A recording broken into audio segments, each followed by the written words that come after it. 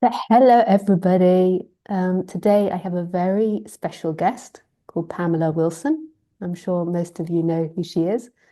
Um, yeah, I've known her for many years. I think I first saw you through a sand video. I never knew you before I started seeking, before I sort of stopped seeking. So I never Mm. knew you when I was in my like real strong seeking spiritual phase. Yeah, and I was just really touched by um, what I felt. This could be a projection, but just like the way you express it is such uh, like a beautiful energy, but also like a really feminine, soft energy. Like yeah, maybe you were one of the first women, except Gengaji, that I'd seen, and there's another teacher that I knew as well. I didn't know so many f female teachers when I was seeking. Yeah, and just really, really appreciated the way you spoke. And also, when I listened to you, I would feel like immense bliss, or like it was like highlight that stillness in me. So I just really appreciated it. And then latterly, the last few years, we were in a women's group, a women's non-duality teachers group together, which was really beautiful to see you in that every month. Hmm. Yeah, so I thought I would invite you for a chat and we see where it goes. Yeah. Yes. So I thought we could start and I could ask you a little bit about your story. I know some of your story, um, but yeah, just like, um, like when did you start seeking for this or knowingly seek for this, or even not even knowingly seek for this when you maybe a child and it sort of first arose, this Hmm. calling? Well, I had, as most children are, I think children are natural mystics. If they're not living in big cities, if they have access to nature. So I did have some wonderfully mystical experiences of oneness in nature when I was young. And then when I was 15, I think I had a crise, like a crisis of like, help, help, is there anyone out there who knows anything? I said. And that night, my room filled with blue and gold light, and there was an Indian gentleman on my little chair in my room, and I got scared, and he disappeared. And so that was the first meeting with any Indian sages. And then, And did you speak to him? Had you had something like this happen before? no, sometimes I had seen kind of, I guess most folks call them ghosts, very rarely, but he definitely wasn't a ghost. He was all fleshed out.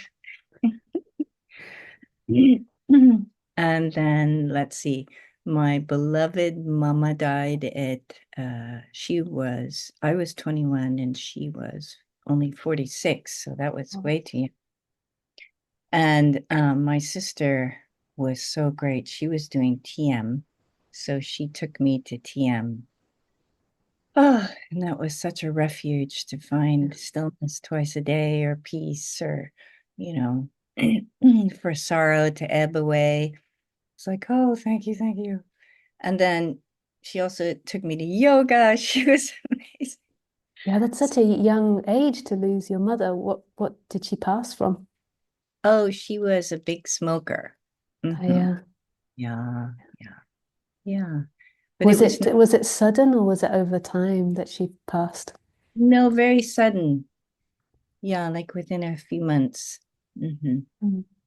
Yeah, so it was very abrupt and shocking and devastating. And I was not very functional, so it was good. My older sister was taking me to all these Yeah. Yeah. resource places, yoga and meditation. Mhm. Yeah. Yeah. And then I was living in the Bay Area. So there was Eureka and Insight and actualizations and I tried everything because I was trying to find emotional relief. Yeah. I mean, I didn't have any, well, I knew I wanted to be free, but I didn't have any ideas about I hadn't read any books or anything. So I just wanted to feel better, the ancient longing. Yeah, and it helps. All these amazing offerings really help, but unfortunately, it comes and goes, the help, Yeah. even mantras and sutras and yogas. So I wanted, without that being crystallized in the mind, I definitely wanted something that didn't come or go. And I found that when I found satsang. So that was like, oh, this is what I want. Not so much enlightenment, but this vast, open, contented, quiet. Mm. And who was the first satsang teacher that you found? Hold on a second. The first one, let's see. I think it was, well, I was studying the Sedona method with Lester Levinson, but he had no, he didn't give satsang. He gave some sort of classes occasionally. So the first satsang would have been Robert Adams. Yeah. So that was amazing because I walked into the room and I hadn't done any practice, and there was just this deep rooted peace. Oh, it was so yummy. I could even heard the mind say, I could sit here forever. It was wonderful. Uh-huh. That's such a different meeting, satsang, from the way some people meet it. Like some people meet it through the interest in the intellect, and then sometimes people meet it in this way where they just really resonate with the stillness and the silence. It's really, yeah, Yeah, I was beautiful. a tired traveler that found the oasis and just slumped against a tree. I was like, yay, thank you, thank you. Yeah. Yeah, this is what Ananda Mahima calls teachers trees. Go and find a great tree and sit under it. There it is. There it is. Yeah. Yeah. Mhm. And I appreciated Robert at the time. He had Parkinson's, so if you were really deeply relaxed, you could catch a few of his phrases, but it had affected his speech. So that was more invitation just to sit back and relax listening rather than Mm. trying to learn anything. So that was also, it was a beautiful setup from consciousness for consciousness. Yeah. Mm.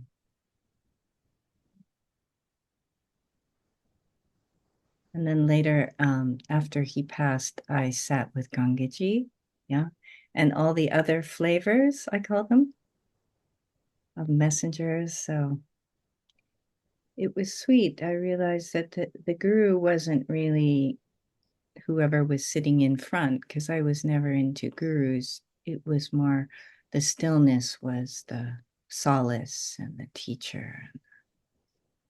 Yeah, it was like, oh, this is what I was looking for when I was out hiking or sitting in a meadow or bicycling.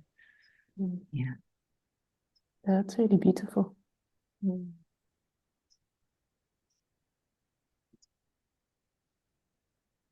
I think everyone knows that quiet that's in the background. Mm. The mind has such high standards for wakefulness, or it overlooks what's always there. Mm.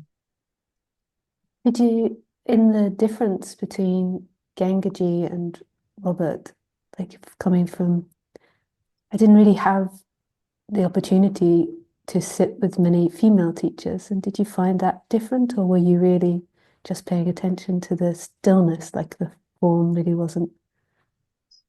Well, it was she has a strong masculine. She's very much a leader and so but I felt safe with her. I think that's so important. You can feel somebody's integrity because mainly conditioning is just animated by tension.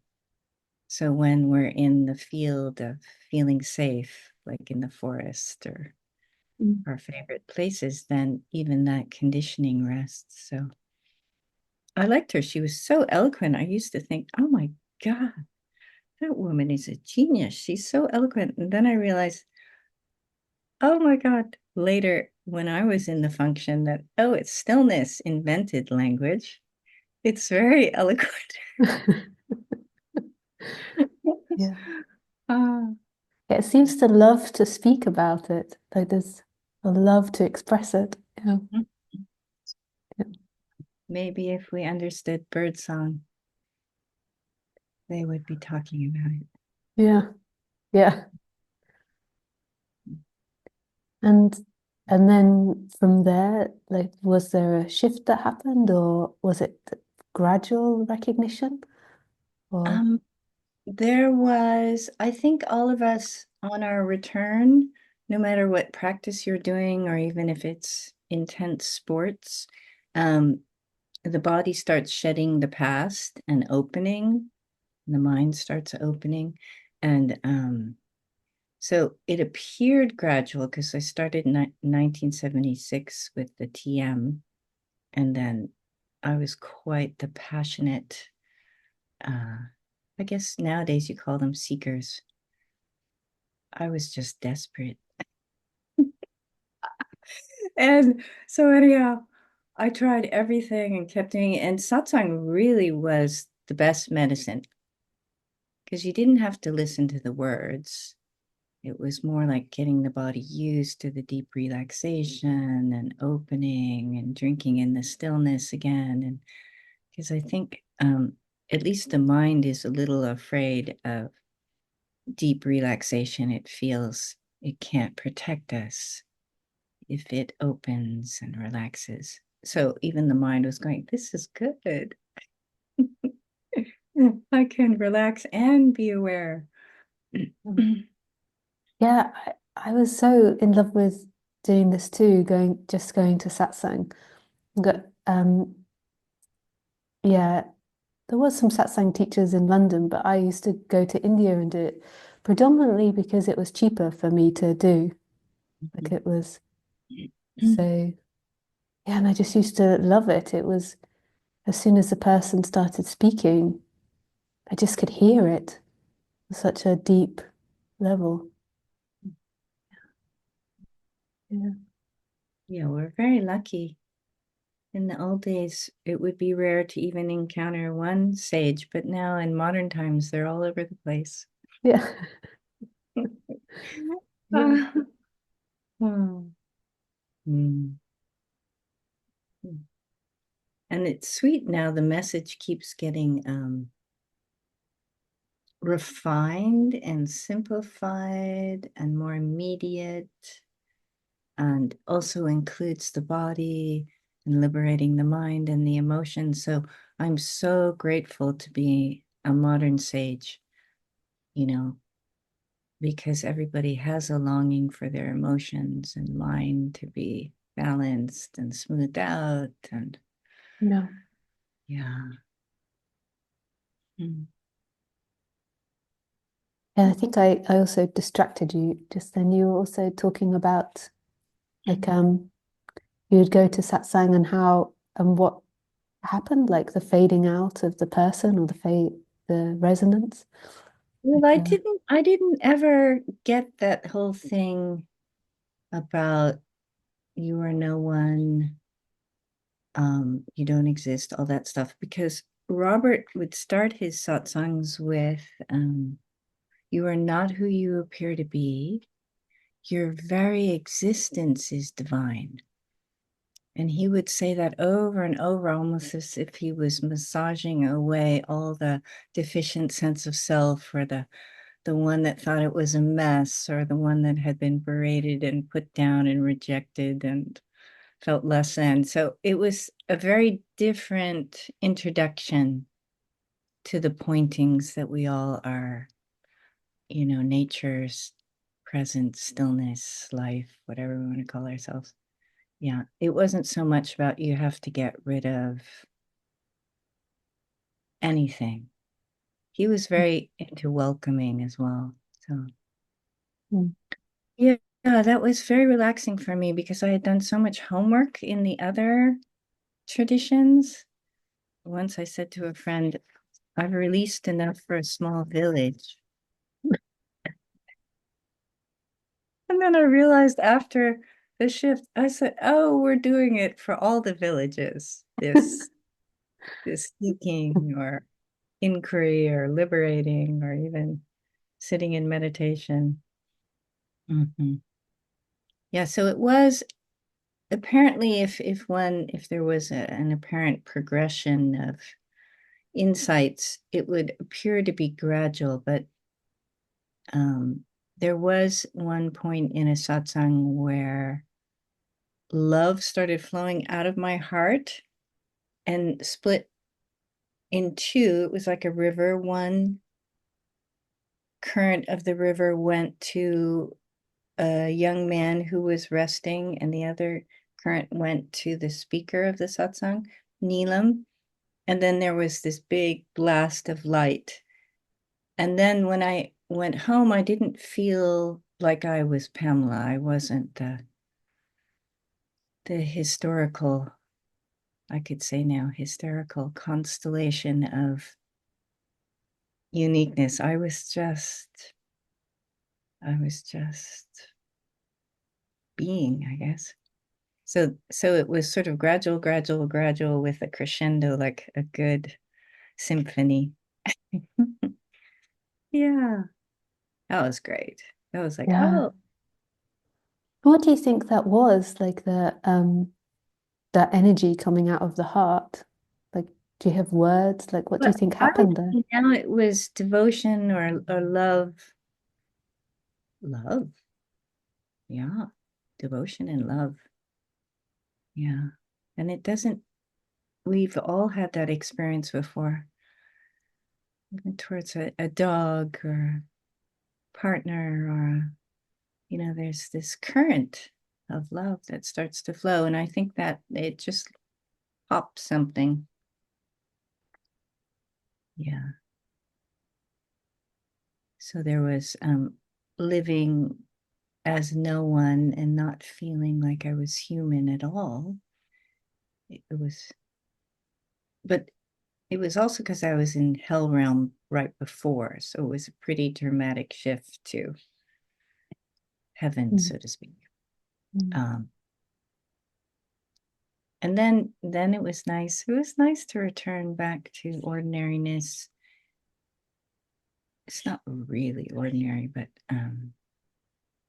more relaxed being and accepting of everything with occasional protests. Ah. Did you find that I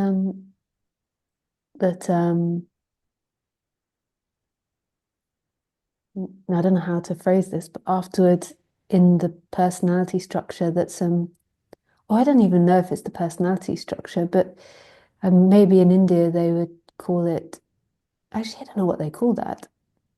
So Ananda Mahima, she would see Krishna, or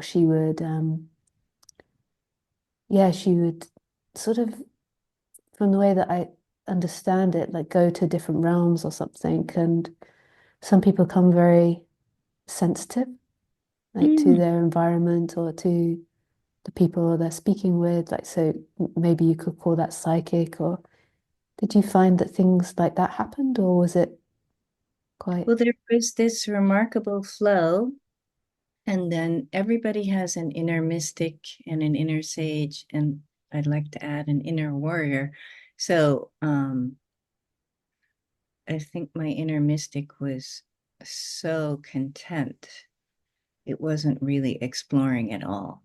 But now, almost 27 years later, the inner mystic is really having fun.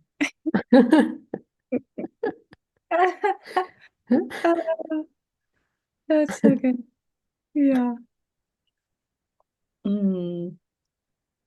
But in the beginning, no, I was just wandering around um, with that pure, open, innocent awareness, just exploring without all those filters of liking and disliking and that sort of thing. Did it change the way that you interacted with people? Yeah, the really great thing was I used to, because of my defenses were prickly without me being aware of it. On the surface, I looked very nice, but I had some really potent defenses.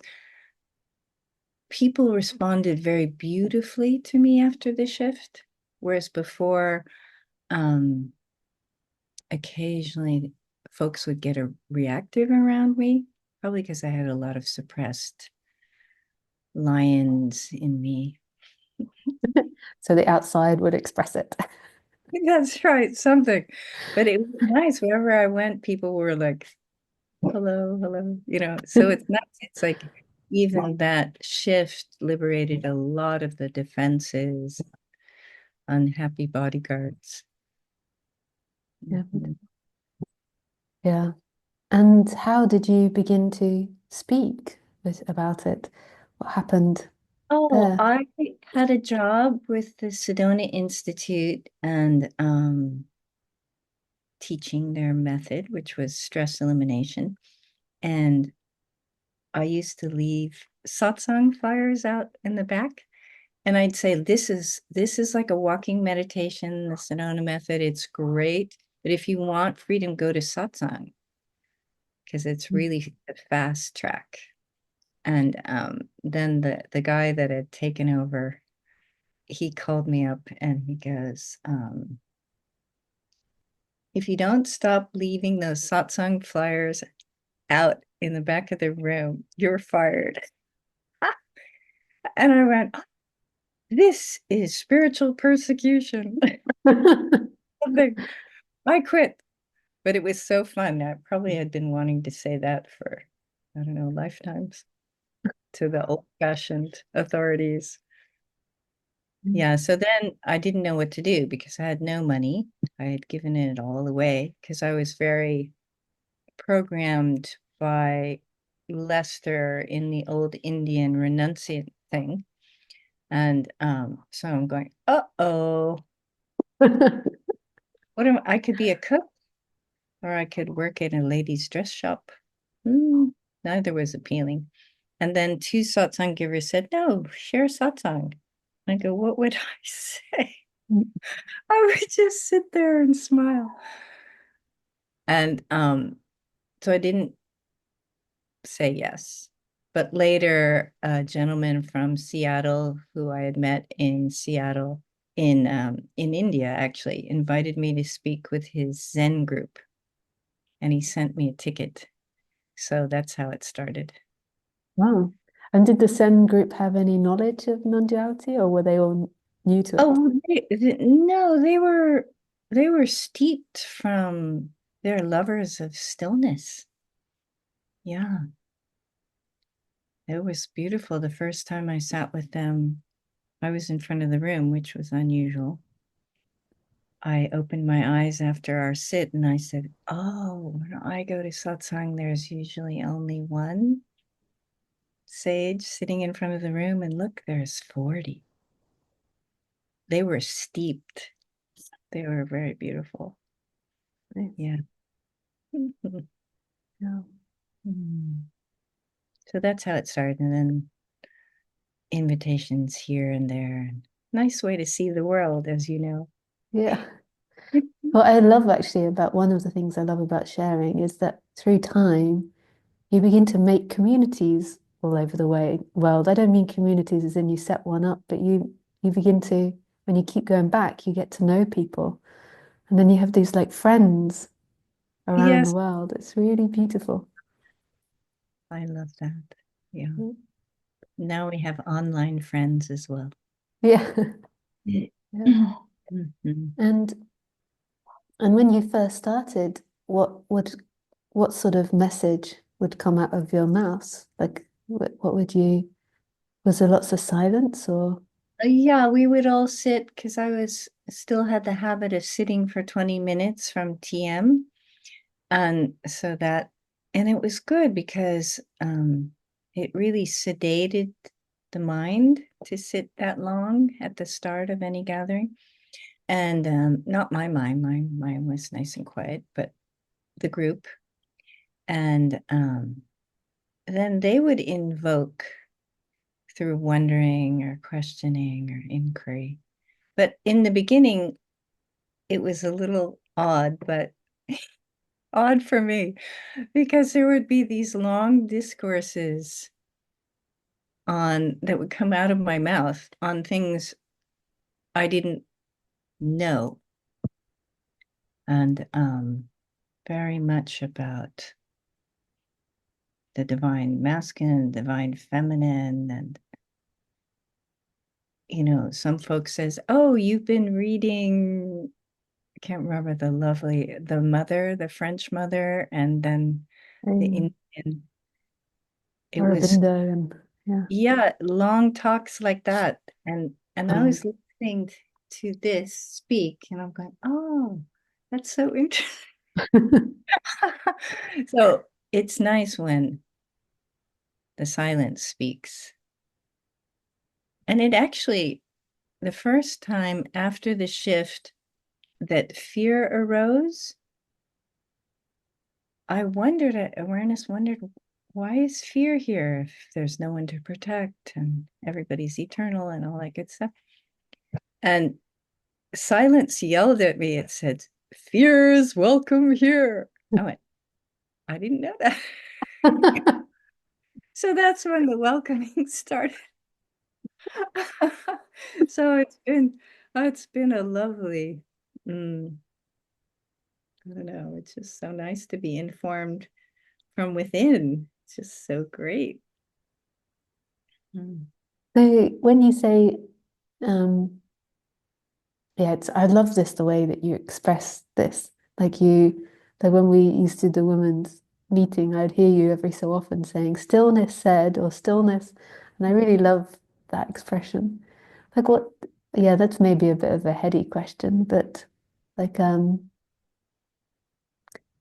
what happens there? Is it like there is like a thought that comes up and then a waiting for the answer and then how does Yes, that feel? sometimes it's just curiosity, and then all of a sudden it's like the ancientness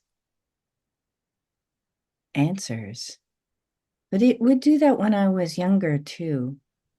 I remember I used to call it the God voice. And once I was driving along, I must have been 20 or something. And it was quite late at night in San Francisco. And that voice said, slow down, because around the corner is a cat and a dog in the middle of the road. And I came around the corner and there was a cat and a dog in the middle of the road. And I'm going, gee. But I never cultivated it, or it would just pop out occasionally helpfully. Mm. Yeah, that's super beautiful. Mm. I don't experience it quite like that, but just hearing it, yeah, it just feels really beautiful. I don't know how all this works, but it just feels really beautiful hearing you speak about it.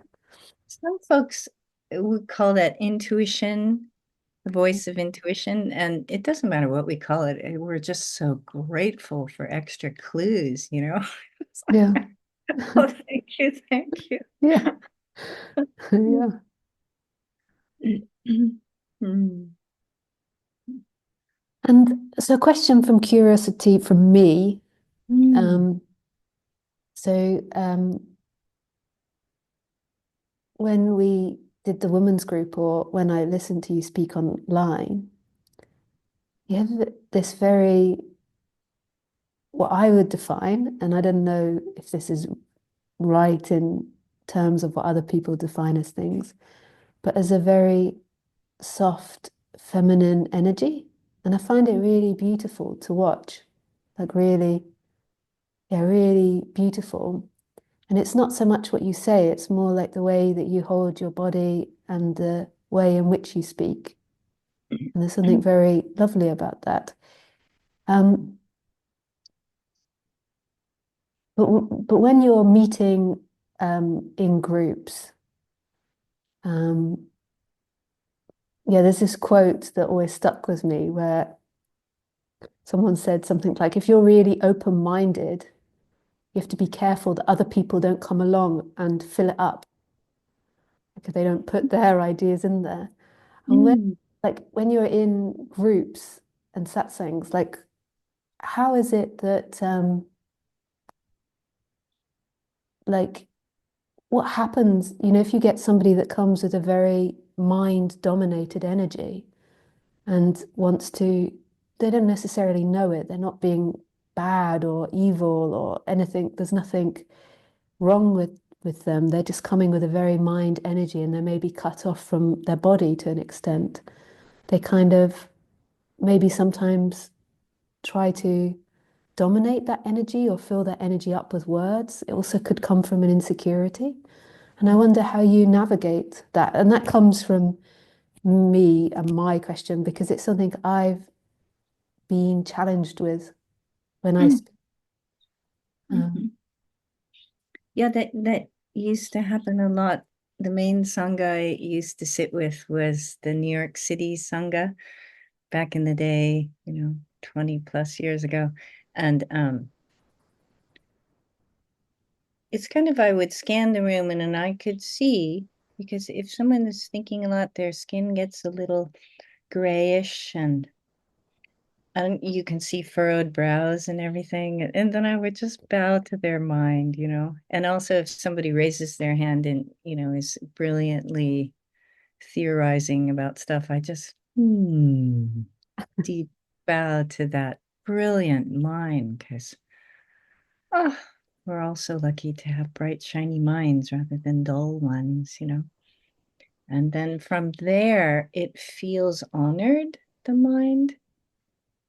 And once I had a young man come to a Boulder satsang, and he had seen a poster.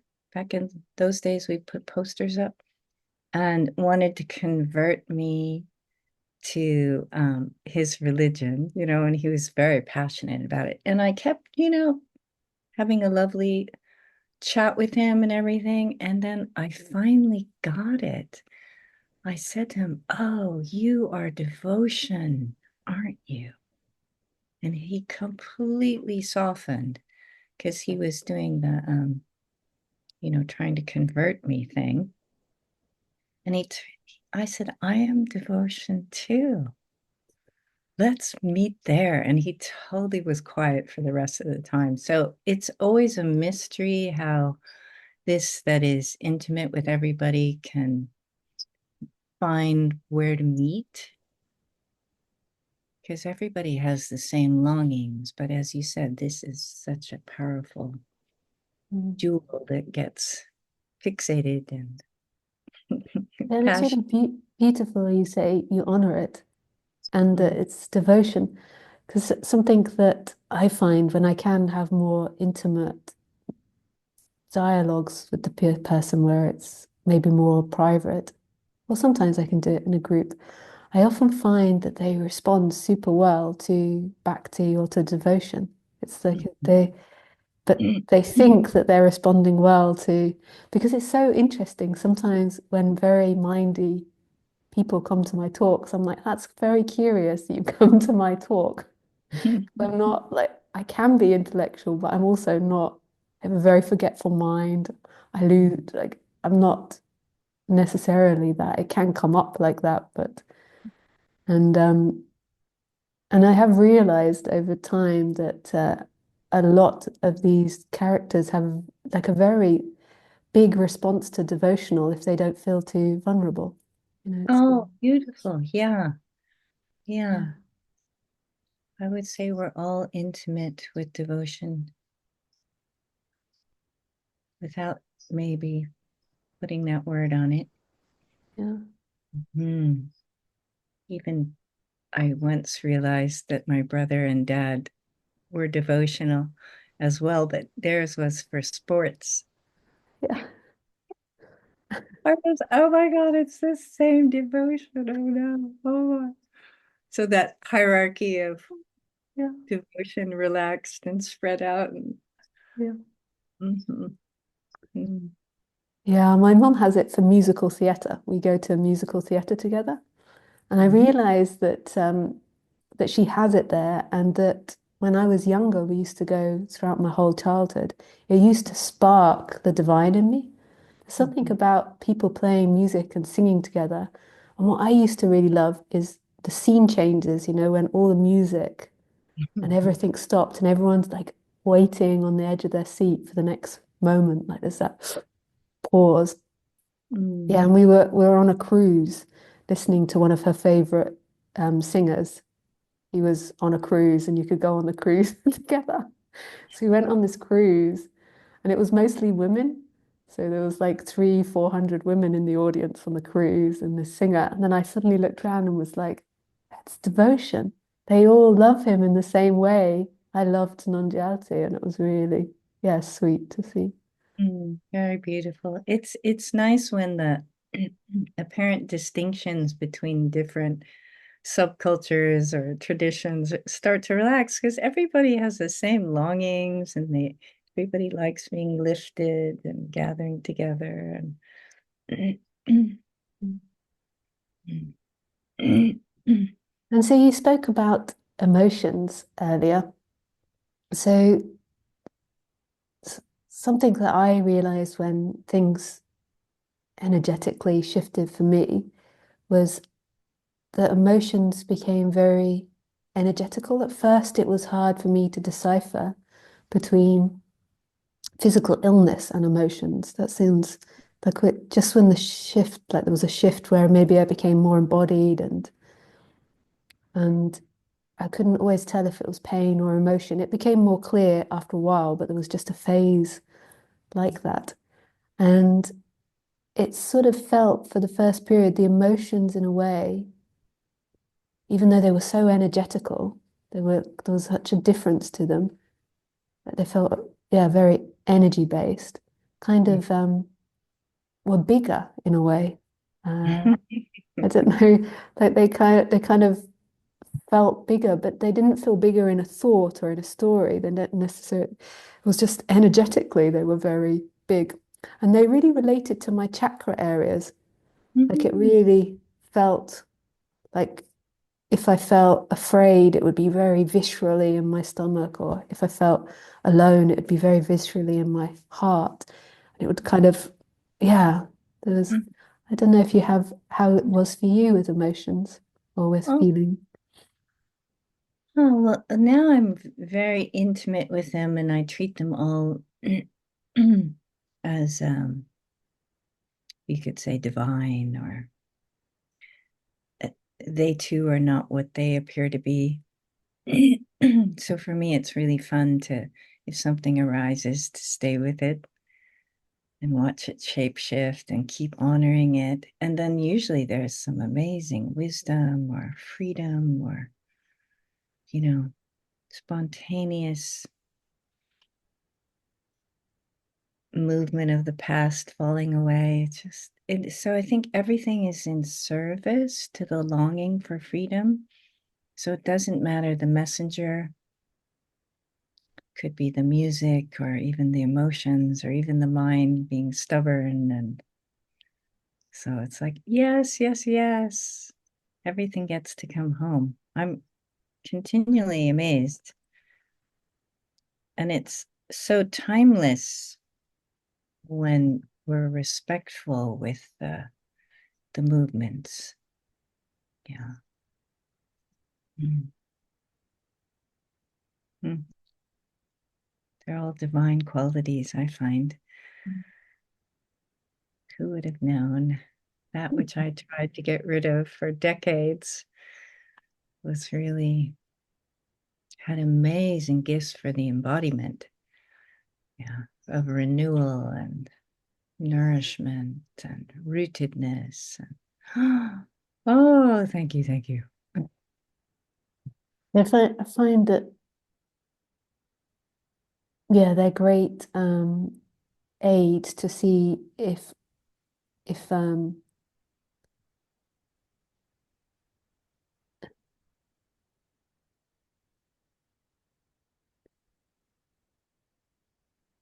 I kind of look at it, but maybe it's slightly different from you. And I find the way you speak about it really in the positive, which I think is really beautiful to do, to see it as something, this gift. So mine would be like anything that isn't, yeah, this is maybe a bit sounding negative, like in line with love, it kind of it vibrates in the body or to open, like Mm. open more to love. But yeah, because there's so much energy, especially culturally, we pushed away so many of the that which gives us strength, and then it's suppressed, and it makes trouble all over the globe, as we notice. And so when we're open and welcoming, it'll rise up. And sometimes in the beginning, when it would do that, I'd say, "You're scaring me." And it kind of like that. It'd be like, oh. It was great fun. So, but now we're all buddies. It's like those beautiful images of forest sages with all the wild animals around them. I think the mind really tried to control the emotions because they're all elemental beingness and too wild and uncontainable and, you know, wonderfully unreasonable. Yeah. Hmm.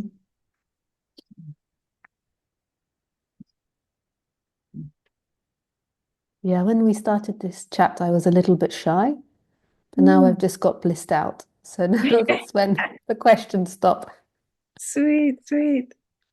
Yeah, no, I mean, I just want to celebrate how unique all the messengers are, all of us, even those that haven't apparently realized their true nature. We're all so wonderfully unique. Yeah, I love that. yeah, Mhm, yeah. mhm, mhm. Did you ever meet the French Swami who was with Anandamaima? No, did Oh, you? yeah. You Yeah, did? he was yummy. Yeah. What was his name again? Oh, I cannot remember, Yeah, but I've read about him. And I've yeah, watched some videos. I think there were some videos on YouTube of him speaking outside her ashram. yes. Yeah, he had a beautiful story that it was during World War II, and um his family was Jewish, so he thought, well, this would be a good time for me, who's living in Paris, to go to India and look for my teacher. And he was assuming his teacher would be a man. And Mm. so he was on trains all over India, you know, tracking down the sage for him, kind of thing. And everywhere he went, he said he'd get off the train and there would be Anandamaima, but he would totally discount her because she was a woman. And then finally, after about 4 or 5 times of that happening, he goes, okay. And then he said, I never left her. Yeah. Mhm. Yeah. And where did you meet him? You went At to her ashram? ashram. Yeah. Yeah. Oh, Yeah. wow. And you spoke with him or you listened to him Oh, talk? yes. Yes. And he was just pure love, kindness. Mhm. Yeah. I found out about Ananda Mahima last year. I don't know Mm. how that happened. It was a perfect timing. I've been in this subject so in-depthly for so many years, and somehow her name never arose. And um, and then somehow someone suggested her, and I looked her up. Um, yeah, far out. She is insanely beautiful. Like it's. Then I had to read all the books around her, and then I was listening to any talk I could hear on YouTube. Yeah, I just was really blown away by her beauty. I just, yeah, Yeah. Oh, yeah. And him and some other, it was him I was reading or listening to, and some other people that were around her and spoke about her. And mm. yeah, Yeah. Lucky the even though she was well known when she was alive, at least in India, she was most of the women aren't as forwardly visible as the gentlemen sages were. Yeah. So, but that's changing now, which is nice. yeah, Mm. yeah. Yeah, and what I find, and I don't know if this is just a transformation that happens here or a change, because I feel like for me, I since I had a big change that happened, and then since that big change that happened, it was like a gradual and then a big change. That then since then, it's like the body mind just keeps opening more and more. Like it feels like it just keeps opening more. Like, and I don't know if that ever ends. So anything that's not in line with love, I get confronted by life with those ideas or those thoughts. Hmm. But what's recently been a rise in the last few years is this like this, and I don't know, this might be my projection, Mm. but it's this quality of femininity that can come through. Mm. So it's like it doesn't necessarily need to be a female that has this quality of femininity that comes through.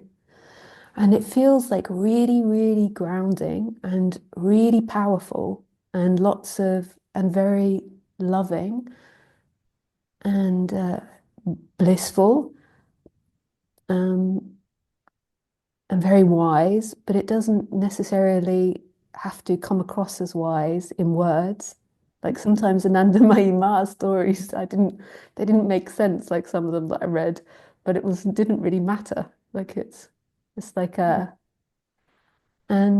yeah, there's just a really big appreciation of that, and it's like a new seeing it expressed through this different energy or this more subtle energy. I don't know what it is.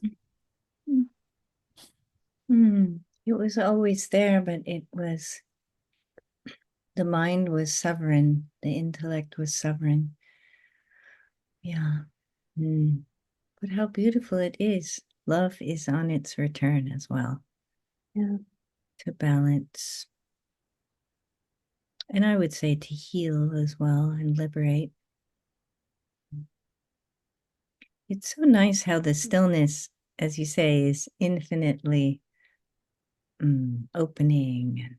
But it also has a vibratory rate in it that then liberates the past out of the body and all the sort of group held beliefs besides the personal ones.